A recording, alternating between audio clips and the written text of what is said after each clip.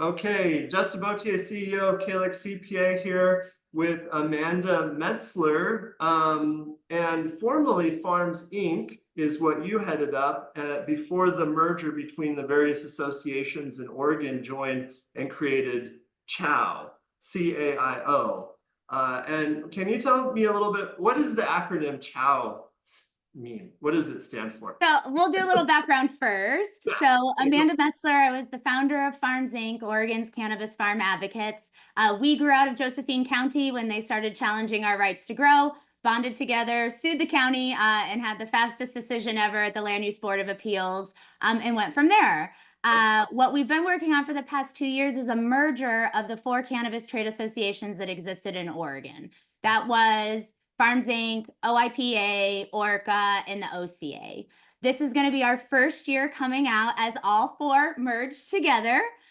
We are now coming out as one united voice, which is incredibly important here in Oregon because of the drama that we had with a Secretary of State resignation and some of the licensees. We had a lot of trouble at the legislature when that drama was happening to be able to have a voice. And in 2025, coming out as united is going to help us in our policies for 2025. Yeah. Because we are officially merged now, it was really important to us to have a kind of a fail-proof way that we came up with the policies that we wanted to work on for 2025. What we ended up doing was creating a policy committee within the organization. There were 30 members. It included all license types, all sizes, from micro tier, independently owned, to vertically integrated large companies. We had taken all of these ideas. Jesse, who used to be the executive director of ORCA and is now the executive director of CIAO, has something we called a dream journal. And I took all of the ideas that are in the dream journal that came from complaints that licensees had, things we've tried before, policies that have come up at the legislature but that didn't get passed. And those kind of all evolved into 4 main buckets. And so we started the policy committee meeting with education first on what is the difference between something that's set in statute or something that's set in rule, and how do you really evaluate policy? You need to look at it for the greater good. Even though you won't always agree on everything, there'll be something you can take here and something you can take there. And so that education for the group from the very beginning created an amazing dialogue, an ability for these 30 people to have conversations about what the policies were. Each meeting was one bucket, and then we discussed specific policies within inside that bucket. And at the end, there was a poll taken that was sent to all members for them to rate those individual policies, and then also to rate the buckets as well. And so what came out of that was our 2025 legislative priorities. And I can say that there were some things that I was very shocked about. You would think that social consumption would be at the top of the list for so many folks, and it wasn't. What came out was really more industry, B2B, and your own business fixes is what people came. So we'll have 3 bills coming out for 2025. One will be a market growth bill that is focused on B2B transactions and sampling between not only at your own business for quality control and things like that, but also increased ability to sample for bud tenders and dispensaries. And that's really been a limitation for a lot of our licensees. And then we'll also have a reform bill that will cover some metric reforms. Just to highlight a few of those are digital manifests. What will that allow is to do manifest changes in real time. What happens is if there's an issue with the manifest and you get to delivery and they have to deny the whole thing, you'd have to take it back and redo it. So the digital manifest and being able to change that in real time is going to help in deliveries and the movement of product across the state. Farms are my heart and soul, and one of the best things that we're working on, which is also beneficial for the co-op, is farm-to-farm transfers without common ownership. Right now, there is no reason farms need to bond together and get a wholesale license. to be able to sell together. That makes no sense. So one of the biggest issues, and the one that's near and dear to my heart, will be farm to farm transfers, which will open up a lot of possibilities for farms. We know consolidation is going to happen, but it doesn't have to mean that the small farms go out of business. Can look at the Starbucks bean model, where they still can produce and be able to sell into a larger farm without having to have this wholesale stipulation to it. We do it in wine. They buy grapes back and forth. And we're looking to be able to allow the same thing to happen in cannabis. Okay, interesting. Yeah. Well, what about that consumption lounge type of thing? Like, is that at all on the table, or is that just if you can get it in there, are you going to be able to do that, or? So social consumption issue is that the legislators themselves are freaked out about it. It is not smart legislative policy to bring something forward where you aren't going to have the votes. And the legislators are not ready for social consumption. We even tried to have owners of businesses be able to bring their under 21-year-old children in, and we got so much pushback on that we have a long way to go, and we have to build and continue to build and continue to build. So social consumption is always on the table, and we continue to have conversations about that, but you don't want to put something forward where it's just going to fall flat on its face. It's going to fail. Yeah. Yes, and what we really found, Justin, from that policy committee is that while that is a top priority, we're going to do a separate policy committee just to kind of start talking about what that would even look like in Oregon. It wasn't their top. They were like, I need to fix how I can do transfers. I need to fix how I can sample my staff. Like, I need to fix the video recordings. I need to fix this.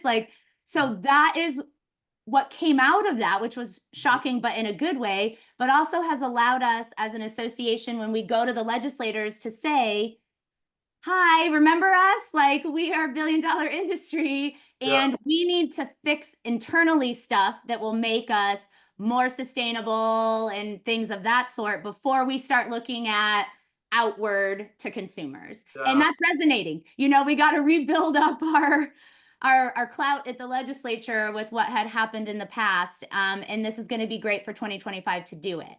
I can also tell you that we've pitched these ideas. They're going to be the bills are going to be heard in the Economic Development Committee. The chair of that committee is on board to have those bills come through, so much so that he wrote us a note from mother. And what that means is you can go to legislative council and start getting your bills drafted. Since we were so ahead of the game this year, all of our bills are in the process of being drafted and will be coming out. What that allows us is legislative council doesn't always get it right. And so you'll have time to go back and get a redraft or things of that sort before it moves forward into committee. We also have proposed these ideas to OLCC. And we only got kind of pushed back on one, which is not surprising. We will always push for no plant tags every single time. We had batch tagging, and that was a disaster. It's not helping in any way. I still use individual plant tags because the batch tagging isn't better. There wasn't a savings there either. And so what we're putting forward is an audible plant tracking system that would eliminate plant tags and then also not use metric for plant tracking. That, of course, makes OLCC a little nervous. So the hopes coming out of that will be plant tags not actually having to be affixed to the plants. If you can put a batch tag right in the front of the row, there should be no reason if I want to put 100 individual tags in the row in front to be able to do it that way. So this is another one where every year we will bring back the plant tag, because you make a little bit more headway every single time when you keep bringing it to the forefront. Okay, right on. Wow, fascinating. So much information. Can I take a little bit more of your time just to ask some questions? Maybe you can answer, maybe you can't.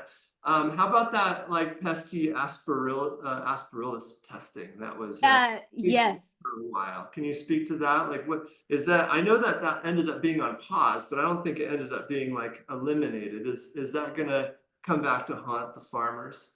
So right now what happened is that CIAO worked and filed a lawsuit, and they were able to get a stay. And OHA's position was, all right, we're done. We're not even going to fight about this. And we have taken aspergillus off. We have not heard for that coming back.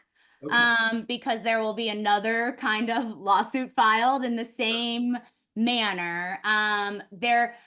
People have toyed around with the idea of just putting like a warning label Yeah. onto a box or something like that where it isn't the actual testing. So until that comes back to the forefront, it is not happening right now.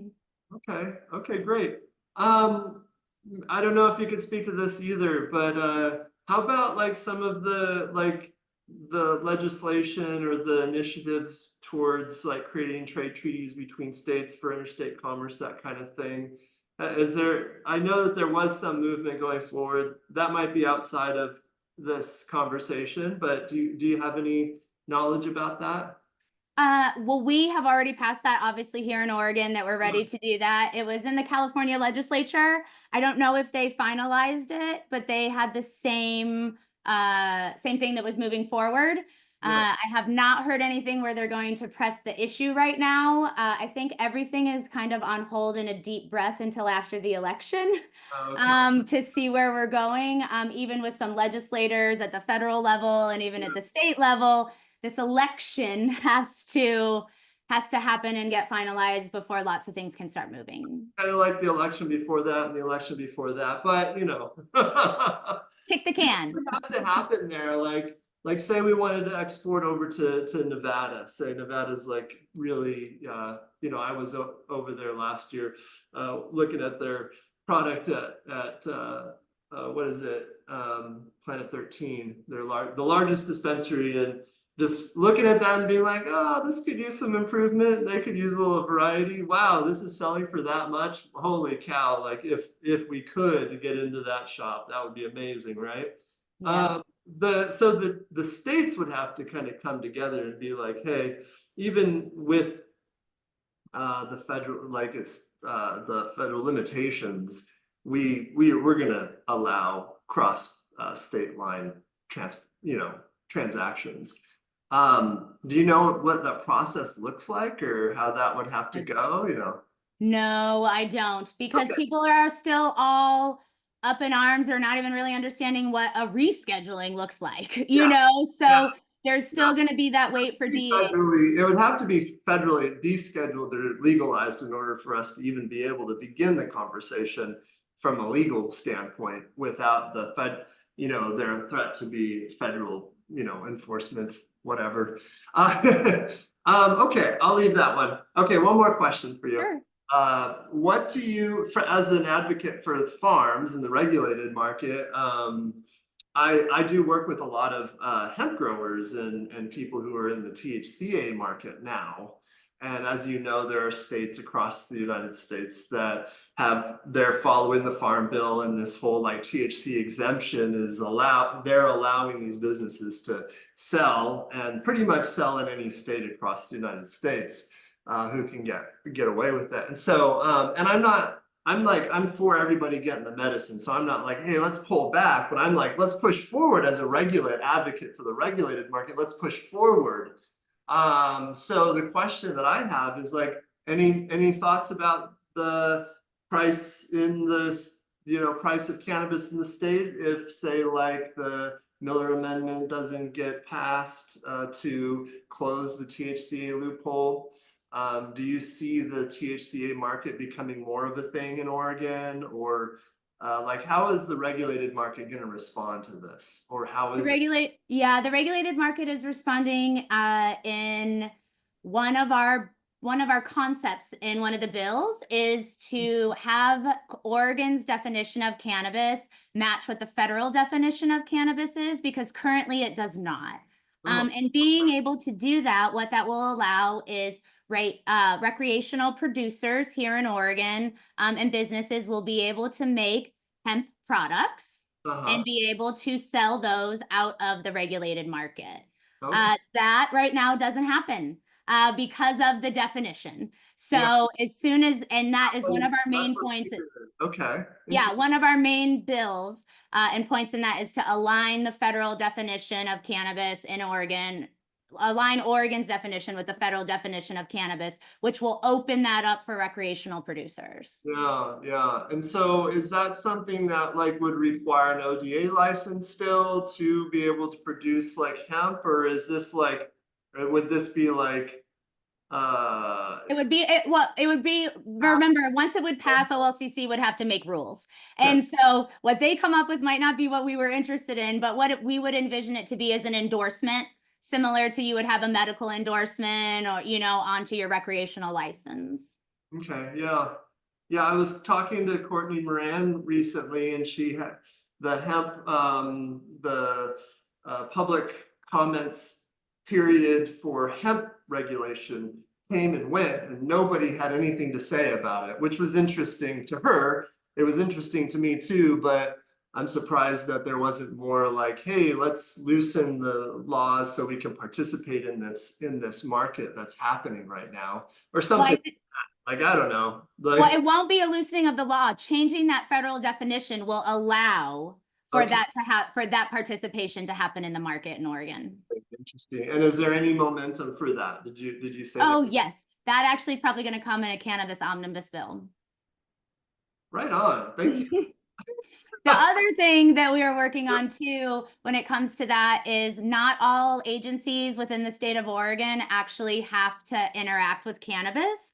It's only written in that OLCC, DOR, OHA, ODA have to. So there's some of these things within Business Oregon, you know, for economic development and things of that sort, where they aren't interacting with cannabis because they don't have to. So we are working on legislation that will be in 2025 that mandates all government agencies in Oregon. It's silly that we even have to do that.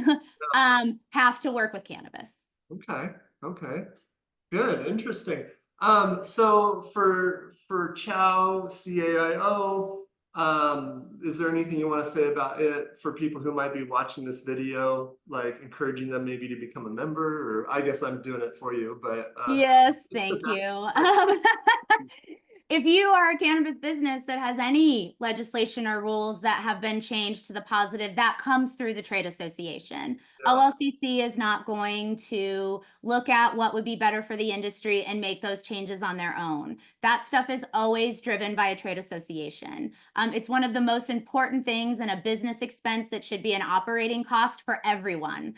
Because if there isn't a trade association, you're not at the table, you are on the table. And people really want cannabis to be on the table, and we have leveraged ourselves to be at the table. But that only happens through a trade association, and that's not for free. And that only happens for, we have the best lobbyists in the state that represents cannabis, also not for free. So pooling money, which is what a trade association does, is the best way for the advancement of the industry as a whole. And if you want to be educated and know what's going on and what's coming down the pipeline, which everyone should want to be when they make their business decisions, then even the lowest entry level membership at CHOW, which is $35 a month, it goes to $420 a year, allows you access to the monthly meetings, all of the legislative updates, voting rights, and access to the members hub, which will be a new thing we're rolling out on the website, where all members can interact with each other in a forum setting behind the scenes. It has a lot of added benefits besides just knowing that the cannabis industry has some representation there at the state. Cool. All right. Well, thank you, Amanda.